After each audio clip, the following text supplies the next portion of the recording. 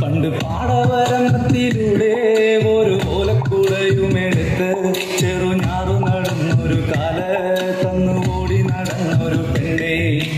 കയ്യിൽ കരിവളയിട്ട് കണ്ണിൽ കൺമഷി കൊണ്ടുവരച്ച് പിന്നെ വാർമൊടിയൊക്കെ വിരിച്ച് നല്ല ചേലുള്ള പാവാടയിട്ട് ആ തോട്ടോരത്തുള്ളൊരു കൈതോലക്കൂട്ടത്തിനോരത്തു നിൽക്കണോരമരത്തിൻ ചുട്ടിലിരിക്കണ ദേവിക്കു ചാത്തുവാൻ പൂവുകൾ കൊണ്ടുപോയോ പെണ്ണെ, പൂവുകൾ കൊണ്ടുപോയോ.